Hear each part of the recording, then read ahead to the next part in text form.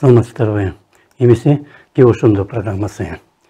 Бүгүн Аксы окуясынын 19 жылдыгы. 2002 жылдын 17 жана 18 март күндөрү Аксы районунун Боспек айылы алдында милициянын колунан 6 адам курман болгон. Алар ар башка айылдан чогулуп район борбору Кербенге бараткан. Анткени ал жерде райондук сот 18 март күнү депутат Азимбек Бекназаровго карата өкүм чыгармак.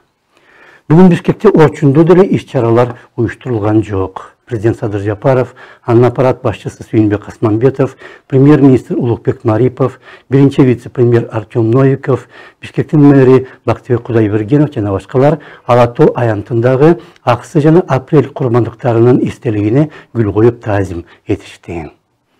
Эгемен Кыргызстандын тарыхында биринчи жолу бийлик карапайым калкка каршы Аксыда ок аткан. 17 мартка чейин Бишкек жана Жалал Абадта ар башка каршылык акциялары өтүп жаткан жана окуялардан кийин дагы андай аракеттер 2002 жылдын аягына чейин уланган. Май айында болсо ошол кездеги премьер Николай Танаев маалымат согушунда бийлик оппозицияга утулганын моюнга алган. Биринчи президент Акаевдин генерал Пиночет болом деген умтулуусун таш капты. Кыргыз шайлоочулары жана кыргыз эли өз жогорку духун көрсөттү. Эркиндикти сүйгөнүн көрсөттү. Тарых дайым көрсөткөндөй, ар нерсенин чеги болот. Ошондо биз туура жол тандаганбыз. 3 жылдан кийин далилденди жана президент өлкөдөн качып кетти. Жарандык коом ал кезде Кыргызстанда күчтүү эле. Бирок президент Акаевдин 10 жылдык бийлиги учурунда бийлик дагы күчүнө кирип алган жана коомдун талаптарына көңүл буруп кереги жок деп эсептей баштаган. Бирок дал ошол окуялардан кийин Акаевдин коомдогу кадыры төмөндөп, 3 жылдан соң 2005 жылы биринчи революция болуп, Акаев өлкөдөн качууга аргасыз болгон.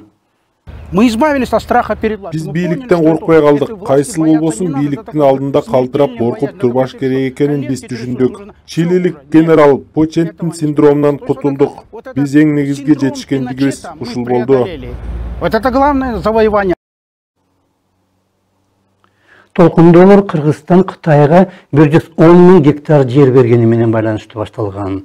Ал тууралуу президент Акаев менен Кытайдын төрагасы Цзян Цземин 96 жана 99 жылдары Бишкекте 2 келишимге кол койгон. Депутат Азимбек Бекназаров болсо, Акаев улуттук кызыкчылыктарга каршы аракет көрдү деп 2001 жылдын аягында ага каршы импичмент процедурасын баштаган. Бекназаровду Бишкекте кармоого бийлик даган эмес. Ошондуктан ал Жалал Абадка шайлоочулар менен жолугууга барганда аны ошол жерде 2002 жылдын январында кармаган. Бир кезде Токтогулда прокурор болуп турганда Бекназаров ката кетиргени шылтоо болгон.